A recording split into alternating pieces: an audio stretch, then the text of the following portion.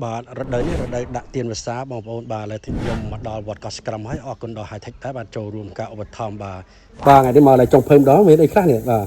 យេសាច់គោអាំងទៀតបាទថ្ងៃនេះមានសាច់គោអាំងទៀតអូមកយាយសួស្ដី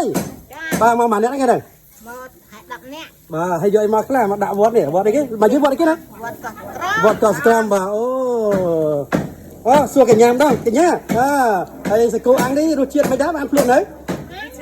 ធ្លាប់អស់ហ្នឹងមែនទេអូរត់ឆ្ងាញ់ចាំអង្គថ្ងៃនេះអែមបាទ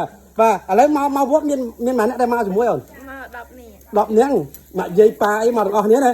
បាទហើយបាច់យកមកខ្ញុំមកវត្តយកទៀនតាយកមកហូបអាហារយកចង្ហាន់នេះប្រកែតមានទៀនភាសាមានអីណានឹងគ្រឿងបរិក្ខារផ្សេងបាទយេបាទនៅស្អាតហើយមកធ្វើបន់ធ្វើអីទៀតហ៎អាកាសដាក់ទៀនភាសាបាទបងប្អូននេះ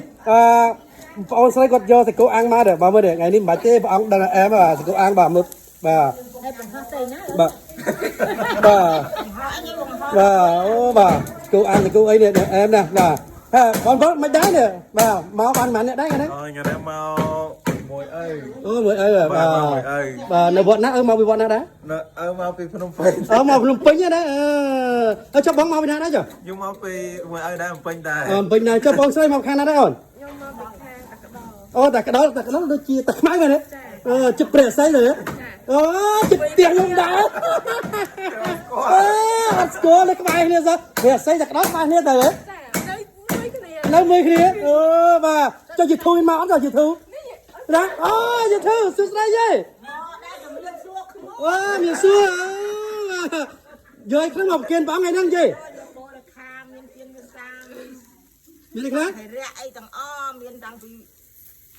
មានអីខ្លះទឹកសុទ្ធមានទឹកសុទ្ធហ៎ទឹកសុទ្ធអី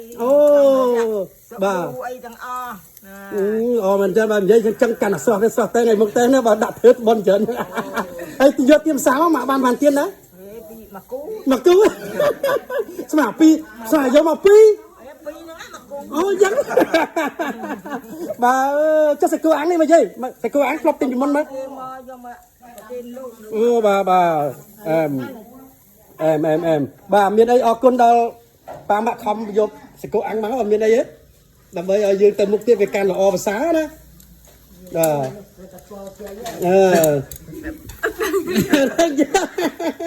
ដល់អូនមានអីតិចទេសុំបងប្អូនយើងអីមិនទាន់បានដាក់ទៀនភាសាអីណាសម្រាប់បងប្អូនដែលគាត់ចង់យកទៀនភាសាអីអាចមកវត្តកោះសក្រំបានហ្នឹងអានេះខេត្តកណ្ដាលខេត្តកណ្ដាលអញ្ចឹងបងប្អូនអាចយកទៀនភាសាមកដាក់វត្តកោះសក្រំបាននៅខាងជើងទន្លេវទីហើយនេះក៏អរគុណដល់ម្ចាស់ sponsor ដែរឲ្យទៅដល់ទឹកសុត High Tech ដែលគាត់បាន sponsor ទឹកសម្រាប់ថ្ងៃនេះបាទវត្តមែនទេបាទសូមឲ្យរកស៊ីបានដែរហើយថៃឲ្យមានអតិថិជនកាន់តែច្រើនហើយទទួលបានការគ្រប់គ្រងពីអតិថិជនឲ្យច្រើនជាងនេះទៀតអរគុណបងប្អូនអរគុណបាទបងស្រីមានអីអរគុណទេបាទមានអីអរគុណនេះតិចតួចទេប៉ាម៉ាក់ឬក៏យើងថ្ងៃក្រោយទៀតឲ្យបងប្អូនចិត្តនឹងមកដាក់ទៀនភាសាធ្វើបុណ្យអីឲ្យប្រគិនចង្ហាន់ដល់លោកអីហ៎បាទហ្នឹងហើយខ្ញុំសូមអរគុណដល់បងប្អូនដែលចិត្តឆ្ងាយអាចមកដាក់ទៀនភាសានៅទីនេះបានហើយណាអូនអញ្ចឹងអរគុណតិចទៅនិយាយតិចទៅវត្តកោះសក្រំបានបាទនៅចិត្តទលេទីណាវត្តហ្នឹងហ៎